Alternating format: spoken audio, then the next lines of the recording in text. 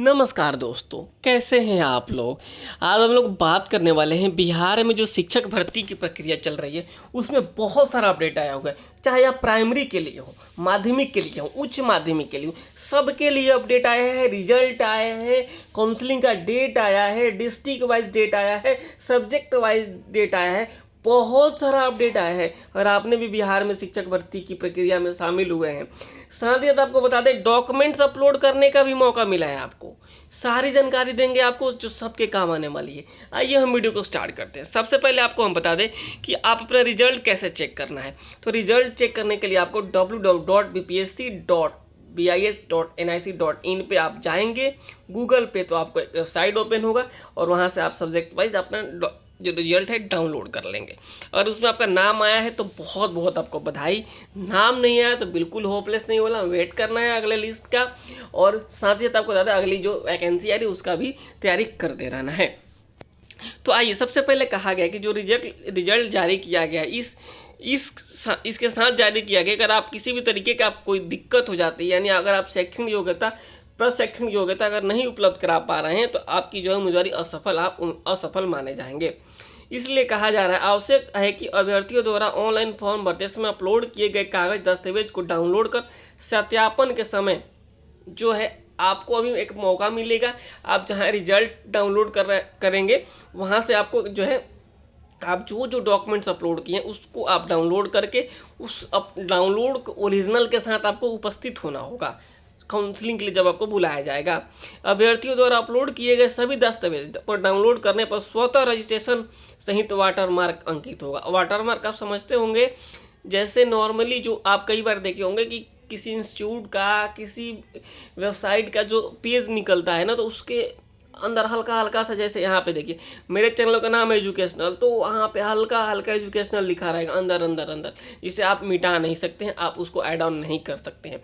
उस तरीके से ये कह रहा है कि बीपीएससी अपना वाटरमार्क देगा, जो भी देगा। अब उसके लिए तो हम बता नहीं सकते किस तरीके का होगा, लेकिन वाटरमार्क होगा, उसको आपको चिंता करने की जरूरत नहीं है। यानी जो आपने फॉर्म अप्लाई करते हैं डॉक्यूमेंट अपलोड किया है ना, उस डाउनलोड करना है। उस डाउनलोड के साथ ओरिजिनल लगाना है और साथ में आपको वहाँ उपस्थित होना है।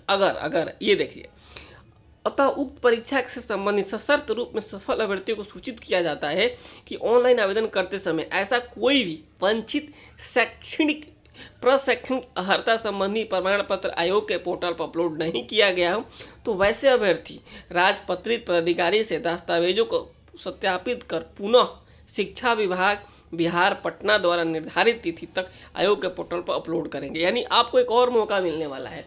ये मौका जो है प्राइमरी वालों को मिलेगा, माध्यमिक और उच्च माध्यमिक वालों को तो मिल ही रहा है। तो ये जो है आपको एक और मौका मिलेगा, बिल्कुल हड़ाना नहीं है। बीपीएससी अगर आप सही में एलिजिबल हैं, सही में योग्य हैं, तो आपको बिल्कुल नहीं छाटेगा। इस चीज़ को आप बिल्कुल चिंता नहीं कीजिए। पुनः आयोग के पोर्टल से वंचित प्रमाण पत्रों को डाउनलोड करके जिस आयोग का वाटरमार्क होगा, जिस पर यानी जैसे ही अपलोड करेंगे उसका वाटरमार्क आएगा, उसको डाउनलोड करना है, उसका ओरिजिनल लगाना है और साथ में पहुंचना है काउंसलिंग में। आपको हम काउंसलिंग का डेट भी बताएंगे, बिल्कुल घबराइए मत। विभाग द्वारा आयोजित काउंसलिंग में प्रस्तुत करेंगे। आयोग के वाटरमार्क के बिना कोई प्रमाण पत्र मान्य या स्वीकार्य नहीं होगा। यानी ऐसा नहीं है कि बिना अपलोड किए लेकर पहुँच गए तो नहीं होगा, क्योंकि वाटरमार्क आपको मिलेगा ही नहीं। साथ ही दिव्यांगता के लिए भी इन्होंने कहा है कि जो है प्रमाण पत्र प्रशासनिक विभाग द्वारा कराई जाएगी और सभी दिव्यांग जो है उनको IJMS IAMS द्वारा कराई जाएगी, चाहे वो दिव्यांग का लाभ लिए बिना ही ये जो है सफल घोषित हो जाते हैं। ऐसा इसलिए आवश्यक कि दिव्यांगता के लिए उनका अलग से एक टेस्ट होगा। ये जो सारी चीज़ें हैं वो तो होनी है। जांच के क्रम में अगर पाया जाता है कि उनका दिव्यांगता का दावा सही नहीं है तो उनका ऑलरेडी जो है रिजल्ट कैंसिल कर दिया जाएगा। इस तरीके के जो ये सारी चीज़ें हैं। इसके अलावा जो बातें कही गई है कार्मिक एवं प्रशासनिक विभाग सुधार द्वारा कि जो है 1/10/2008 को जो नोटिफिकेशंस आया होता उसमें जो है शामिल सामान्य वर्ग के उम्मीदवारों को 40%, ये पिछड़ा वर्ग के लिए 36.5, अत्यंत पिछड़ा के लिए 34, अनुसूचित जाति जनजाति महिलाओं के लिए जो 32%, जो न्यूनतम अर्हता प्राप्त करना अनिवार्य होगा, अन्यथा वे परीक्षा से बाहर ही जाएंगे। उक्त क्रम में जो बिहार राज्य विद्यालय अध्यापक नियुक्ति है, जो इस तरीके से जो चीज़ें हैं ना, ये आपको पास आउट होना है, इस पर आपको ज़्यादा ध्यान नहीं देना है। ये चीज़ें जो आपको ऑलरेडी आपको पता है। तो नई चीज़ें उस चीज़ को हम आपको बताने वाले हैं। साथ ही साथ कहा गया है कि 75% जो है कम से कम रिक्तियाँ भरी जाएगी और जो बच जाएंगे ना उसको अगला जो भर्ती आ रहा है उसमें ऐड ऑन कर दिया जाएगा उस सीट को। ये सारी चीज़ें हो गई। ये सारी चीज़ होने के बाद से अगर देखिए अगर 75% अगर हम सीट नहीं भर पा रहे हैं तो जो है ये जो पासिंग मार्क्स है उनको और कम किया जा सकता है। ये चीज़ें हो गई अलग। दूसरी जो चीज़ मैं बता रहा हूँ अब काउंसलिंग के बारे में बताऊँगा कि काउंसलिंग किस तरीके से होगी और आपको रिजल्ट किस तरीके से चेक करना है। जो आज का ही है ये प्रेस विज्ञप्ति जो है, यहाँ आप इस तरीके से यहाँ रिजल्ट चेक कर लेंगे अपना जा कर के www.bpsc.bis.nic.in पे जाके आप अपना रिजल्ट देख सकते हैं। इसके बाद जो काउंसलिंग के लिए कहा गया है बिल्कुल हड़बड़ाना नहीं है। ये देखिए साथ ही स्पष्ट किया जाता है कि निम्नांकित समय सारणी के अंदर जो अभ्यर्थी उपस्थित नहीं हो पाएंगे उन्हें काउंसलिंग हेतु आगे भी मौका दिया जाएगा। तो बिल्कुल भीड़भाड़ नहीं करें, अगर नहीं हो पाएगा तो कोई नहीं, आगे भी आपको दिया जाएगा। समय सारणी इस तरीके से रहेगा 18-10 जो है माध्यमिक हिंदी, अंग्रेजी, गणित, बांग्ला और फारसी, ये आप नोट करते जाइए। 19 को इस रहेगा, 20 को रहेगा, 21 को रहेगा, 22 को रहेगा। हड़बड़ाना नहीं है बिल्कुल, आपको आगे भी मौका मिलेगा। 23 को भी रहेगा और 24 को रहेगा, यानी जो है 18 से लेकर के 24 तक अभी काउंसलिंग होना है। काउंसलिंग होने के लिए आपको अभी मैंने बताया कि जो है सारे डॉक्यूमेंट्स वाटर मार्क सहित होने चाहिए। और ये जो सारी चीज़ें हैं यहाँ देखिए, जिला शिक्षा प्राधिकारी हेतु अनुदेश जो है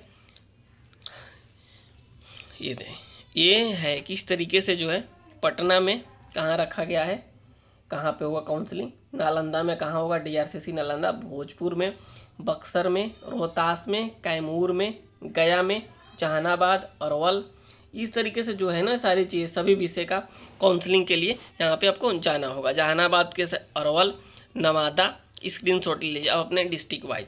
नवादा, औरंगाबाद, मुजफ्फरपुर, सीतामढ़ी, शिवहर, वैशाली, पूर्वी चंपारण, पश्चिमी चंपारण, सारण, सिवान और गोपालगंज, ये जो सारी चीज़ें हैं ना यहाँ पे आपको काउंसलिंग होगा ऑल सब्जेक्ट्स का।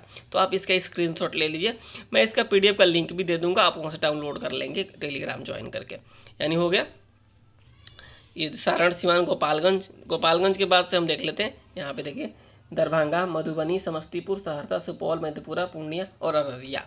इस तरीके से जो चीज़ें यहाँ पे निकल कर आ रही है और ये होगा डिस्ट्रिक्ट्स वाइज आपको स्थल का नाम दे दिया गया यहाँ पे, नहीं कहाँ पे आपका काउंसलिंग होगा।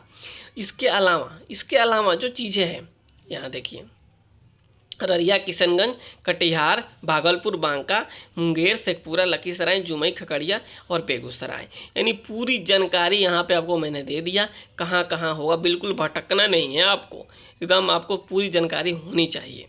ये जो सारी चीज़ें निकल कर आएगी उसके बाद से आपको जो डेट वाइज है, डेट वाइज भी आपको पता चल गया कि कहाँ पे कब होने वाला है।